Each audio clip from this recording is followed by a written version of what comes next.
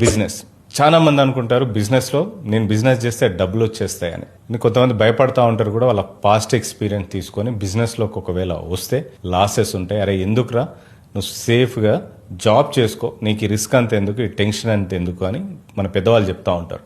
నాకు కూడా అలా అని చెప్పారు, కానీ నేను అది వినకోకుండా నేను బిజినెస్ లోకి వచ్చేసా. ఎందుకనంటే ఫ్రీడమ్, మనకి ఫైనాన్షియల్ ఫ్రీడమ్ దొరుకుతుంది, దొరికితే చాలా డబ్బులు వస్తాయని. అలాగే ఒకరి కింద జాబ్ చేయడం ఇష్టం లేక మనం బిజినెస్ చేస్తాం చాలా మంది.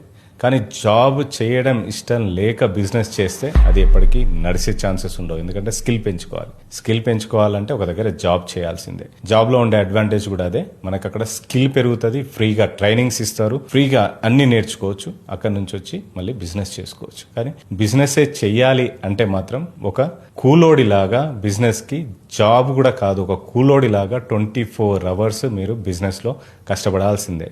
ఎప్పుడేమవుతుందో తెలియదు. ఒకవేళ అక్కడిక్కడ అప్పు తీసుకొచ్చి పెట్టి ఉన్నాయి అమ్ముకొని, లేకపోతే అత్తమామ ఇచ్చిన డబ్బులో లేకపోతే నాన్న ఇచ్చిన డబ్బులో తీసుకొని వచ్చి పెడితే అది ఏమవుద్దో తెలియక టెన్షన్ పడతా ఉండాలా, ప్రతిరోజు పనిచేస్తూనే ఉండాలి. జాబ్ అయితే 8 hours 12 hours అయిపోద్ది, రాసి వచ్చినా నష్టం వచ్చినా అది ఓనర్ మీద పోతుంది. ఇక్కడ ఓనర్ మీరు కాబట్టి మీరు లాస్ రాకుండా కష్టపడాలి. అలాగే లాస్ రాకుండా ఎంత కష్టపడ్డా కూడా గ్యారంటీ ఉండదు.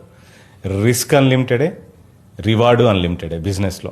సో రిస్క్కి ముందుకొచ్చి చేసిన వాడే రివార్డు కూడా తీసుకోగలుగుతాడు. కానీ మంచి స్కిల్ చేసుకొని బిజినెస్లోకి వచ్చినప్పుడే మంచి రిటర్న్స్ అనేవి వస్తాయి. సో బిజినెస్లో ఇంకోటి, మీరు మీ కింద చేసే ఎంప్లాయీస్కి శాలరీ ఇవ్వాల్సిందే. మీరు లాస్లో ఉన్నా లాభాల్లో ఉన్నా రెంట్ కట్టాల్సిందే, పవర్ బిల్ కట్టాల్సిందే, తర్వాత రా మెటీరియల్ తీసుకొని రావాల్సిందే, మీరు అన్ని చేసుకోవాల్సిందే. ఆ డబ్బులన్నీ మీ జాబ్లోంచే ఇవ్వాల్సిందే. అదే మీ కింద జాబ్ చేసే వాళ్ళకి మీరు ఆ జాబ్లో